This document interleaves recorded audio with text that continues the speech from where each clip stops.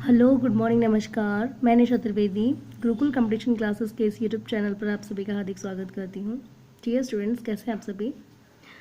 तो students, previous classes में हमने सेकंड चैप्टर कर रहे थे हम हिस्ट्री का, फ्रॉम ट्रेड टू टेरिटरी। तो प्रीवियस क्लासेस में हमने डिस्कस किया था कि वॉरेन हेस्टिंग्स ने नए एडमिनिस्ट्रेशन सेटअप किया था इंडिया में।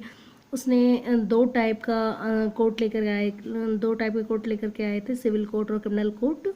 ठीक है, तो उसमें हमने डिस्कस किया था कि किस तरीके से जो अदालतें सेटअप की गई थी, कोर्ट सेटअप किए गए थे, ताकि भारत में न्यायिक प्रणाली को सुधारा जा सके, एक न्याय व्यवस्था को बनाया जा सके। और देश के लिए जो हिंदू पंडित थे उनसे हिंदू कानूनों को एक सार संग्रह इकट्ठा कराया गया। मीन्स के जो भी कानून थे इंडियंस के, उन सबको एक तरीके से कंपाइल किया गया। उनको कंपाइल करने के बाद फिर उनको एक अंग्रेज़ थे एन वी हाल हेड ने उन्हें ट्रांसलेट किया इंग्लिश में। इसी तरीके से जो मौलवीज थे मुस्लिम इस्लाम धर्म में, उनसे जो मुसलमानों के जो कानून थे, जो तौर तरीके थे, जिन तरीके से वो चलते थे, वो सारे कानूनों को उनसे लिखवाया गया, बाद में उनका ट्रांसलेशन किया गया। तो इस तरीके से हमने देखा। और साथ ही कलेक्टर्स अपना काम करते थे डिस्ट्रिक्ट लेवल पर। डिस्ट्रिक्ट के जो हेड होते थे वो कलेक्टर्स होते थे। ठीक है, तो इतनी बड़े ईस्ट इंडिया कंपनी ने इतने बड़े साम्राज्य खड़ा किया भारत में, तो इसके लिए हमें ज़रूरी है ये देखना कि आखिर उसकी पावर क्या थी आर्मी की। तो कंपनी की आर्मी के बारे में पढ़ेंगे आज। Today we will read about the company army. Colonial rule in India brought in some new ideas of administration and reform. तो औपनिवेशिक शासन भारत में प्रशासन और सुधार संबंधित नए विचारों को लेकर के आया। But it's power rested on it's military strength, परंतु इसकी जो वास्तविक शक्ति थी वो इसकी सैन्य शक्ति थी, सैन्य ताकत में मौजूद थी। The Mughal army was mainly compose. तो मुगल आर्मी की बात करते हैं तो मुगल आर्मी मुख्य रूप से मुगल आर्मी में कंपोज थी कैवलरी से। कैवलरी होती है अश्वारोही, यानी कि जो घुड़सवार होते हैं ना, घोड़े वाली सेना होती है, घोड़े पर आदमी बैठा होता, सैनिक सोल्जर बैठा हुआ होता है। तो the Mughal army was mainly compose of cavalry and infantry. तो मुगल आर्मी में कैवलरी और इन्फेंट्री ये दो सेना होती थी। अश्वरोही यानी कि घोड़े पर सवार जो सोल्जर होते थे वो, साथ ही इन्फेंट्री यानी कि पैदल सेना। तो कैवलरी सवार्स trained soldiers on horseback. ठीक है, यानी कि जो मेरा मतलब वही है, जो सोल्जर्स घोड़े की पीठ पर बैठते थे वो वाली कैवलरी फोर्स होती थी। एंड इन्फेंट्री दैट इज पैदल फुट सोल्जर्स, जो पैदल सैनिक चलते थे वो होती थी इन्फेंट्री, एक तरीके से पैदल सेना। They were given training in archery, उन्हें तीरंदाजी की ट्रेनिंग दी जाती थी। And in the use of the sword, साथ ही तलवार के प्रयोग की भी ट्रेनिंग दी जाती थी। The cavalry dominated the army, cavalry जो थी वो आर्मी को नेतृत्व करती थी। And the Mughal state did not feel the need to have a large professional trained infantry, इसलिए जो मुगल राजा था उसको कभी ऐसी ज़रूरत महसूस नहीं हुई कि जो इन्फेंट्री है, जो पैदल सेना, उसको कभी या बहुत ज़्यादा प्रोफेशनली से ज़्यादा ट्रेंड किया जाए। तो उन्हें कभी महसूस नहीं हुआ, क्योंकि जो भी काम होता था वो कैवलरी कर देती थी। जो मेन जो युद्ध का काम होता था वो संभाल लेती थी कैवलरी। तो इसलिए इन्फेंट्री आर्मी को ज़रूरत नहीं थी, इन्फेंट्री सोल्जर्स को ट्रेंड करने की ज़रूरत नहीं समझी इन्होंने।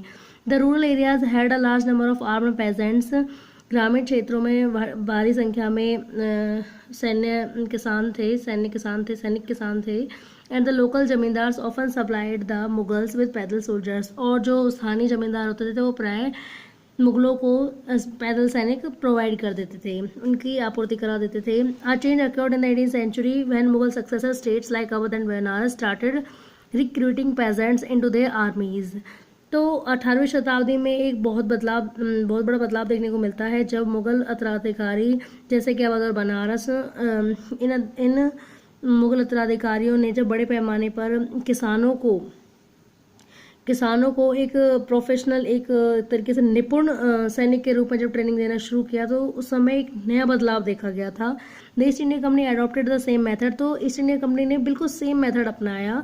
It began requirement for its recruitment for its own army, जब उसने अपने सेना में भर्ती करनी शुरू की, which came to be known as the sepoy army, और अंग्रेजों की सेना को सिपॉय सेना के नाम से जाना गया, यानी कि सिपाही, जो कि इंडियन वर्ड से निकला है। सिपाही वर्ड होता है हिंदी का, तो इसी से सिपाही निकला है, जिसका मतलब होता है सैनिक।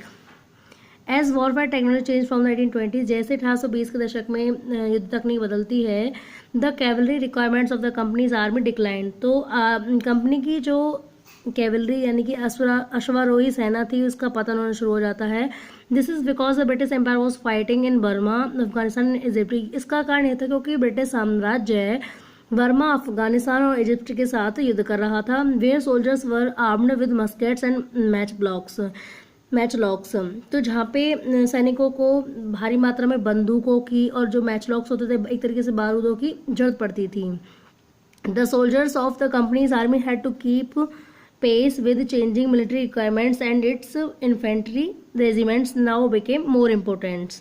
तो the soldiers of the company's army यानी कंपनी की सेना के जो सैनिक थे उन्होंने शांतिपूर्ण इन बदलावों को जो सेना में हो रहे थे उन्हें शांतिपूर्ण गति में रखा। And it's infantry regiments now became more important, और अब जो इनकी इन्फेंट्री रेजिमेंट थी यानी कि जो पैदल सेना थी वो क्या बहुत ज़्यादा महत्वपूर्ण हो गई। In the early 19th century the British began to develop a uniform military culture, तो 19वीं शताब्दी के आरंभ में अंग्रेजों ने सैन्य संस्कृति में एकरूपता विकसित करना शुरू किया। Soldiers were increasingly subjected to European style training, जो सैनिक थे उनको विशेषकर सैनिकों को यूरोपियन शैली में ट्रेन किया गया, उन्हें अभ्यास कराया गया। And discipline that regulated their life far more than before, और अब पहले से अधिक उन्हें अपने जीवन में नियमित रूप से अनुशासन बनाए रखना था।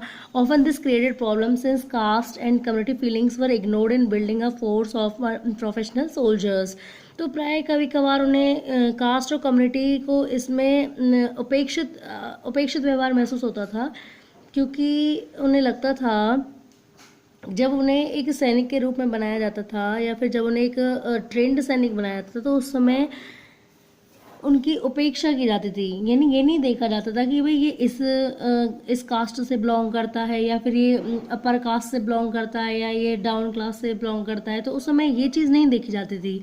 तो इस तरीके से उस टाइम जो लोग थे, जो आर्मी में लोग मौजूद थे, तो उन्हें अपने साथ इस तरीके का बिहेव ऐसे लग रहा था जैसे कि उनकी उपेक्षा की जा रही है, और एक तरीके से उनका जैसे भेदभाव सा किया जा रहा है, इस तरीके से उन्हें फील हो रहा था। ठीक है, क्योंकि अंग्रेज उस टाइम ये नहीं देख रहे थे कि भाई इसकी कास्ट ही है, इसका रिलीजन ही है, वो सबको एक तरीके से भर्ती कर रहे थे। Could individuals so easily give up their caste and religious feelings? अब प्रश्न उठता है कि इतनी जब भारी मात्रा में जब इतनी डाइवर्सिटी के लोग जब मौजूद थे सेना में, तो वो सब लोग आसानी से क्या अपनी जाति और धार्मिक भावनाओं को त्याग देंगे? इतनी आसानी से छोड़ देंगे वो अपने धार्मिक और जाति व्यवस्था को इतनी आसानी से छोड़ देंगे? Could they see themselves only as soldiers? क्या वे स्वयं को बस एक सोल्जर्स के रूप में, एक सैनिक के रूप में देख रहे थे, and not as members of communities, ना कि किसी एक समुदाय के मेंबर्स के रूप में। But did the sipahi feel, आखिर सिपाही क्या महसूस कर रहे थे? How did they react to the changes in their lives and their identity, जो भी उनके जीवन, उनके पहचान के साथ बदलाव हो रहा था, उन्होंने उसको किस तरीके से उस पर प्रतिक्रिया की?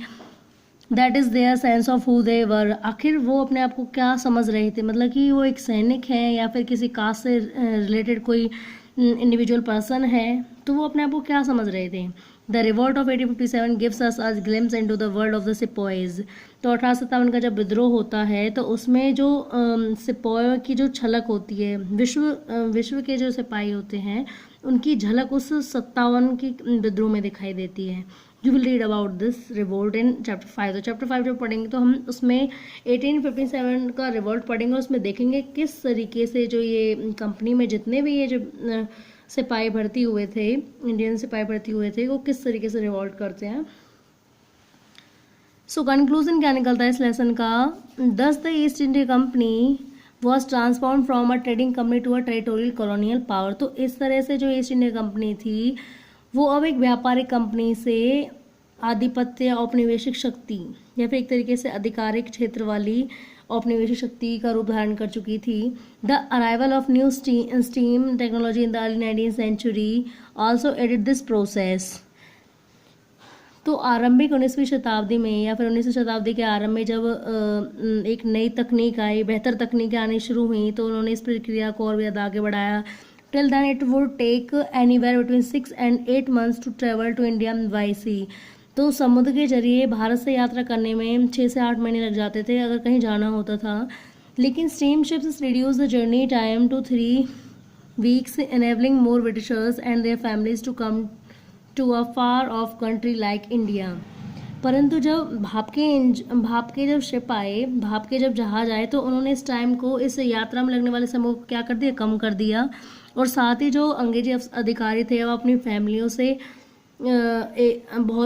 अपनी फैमिली से क्या मिल सकते थे अब, क्योंकि दूसरी कंट्री से इंडिया में लोग आ जा सकते थे अब आसानी से, टाइम भी कम लगता था। तो इस तरीके से इसने बहुत हेल्प किया टेक्निक ने। By 1857 the company came to exercise direct rule over about 63% of the territory. तो 1857 तक कंपनी ने लगभग 63% क्षेत्र पर अपना प्रत्यक्ष रूप से रूल कर लिया था, शासन कर लिया था, यानी डायरेक्टली कंट्रोल में आ गया था 63% हिस्सा। And 78% of the population of the Indian सब कॉन्टिनेंट, और लगभग संपूर्ण उपमहाद्वीप का, संपूर्ण भारतीय उपमहाद्वीप का लगभग 78% जनसंख्या भी इनके कंट्रोल में आ चुकी थी, क्योंकि 78% जो जनसंख्या थी वो इस 63% क्षेत्र में रहती थी। ठीक है, तो इस तरीके से 78% जनसंख्या भारतीय उपमहाद्वीप की और 63% क्षेत्र 1857 तक कंपनी के अधिकार में आ चुका था। Combined with its indirect influence on the remaining territory and population of the country, the East India Company had virtually the whole of India under its control. तो combined with its indirect influence on the remaining territory, बाद में जो हिस्सा रह गया था तो वो अप्रत्यक्ष रूप से उसे अपने कब्जे में ले लिया था। And population of the country, साथ ही जनसंख्या के, देश की जो जनसंख्या थी उस हिस्से को भी। तो कहने का मतलब ये कि जो हिस्सा रह गया था अंग्रेजों से, तो उसे इनडायरेक्टली उन्होंने कैप्चर कर लिया था। The East India Company had virtually the whole of India under its control. तो इस तरीके से ईस्ट इंडिया कंपनी ने लगभग पूरे भारत के हिस्से को अपने कंट्रोल में कर लिया था। तो 63% ऐसा हिस्सा था जिसपे वो डायरेक्ट रूल कर रही थी, और बाकी का जो हिस्सा बच गया था उस पर वो इनडायरेक्टली रूल कर रही थी। तो इस तरीके से वो होल इंडिया पे रूल कर रही थी। So now lesson has finished. Thank you so much for watching this video.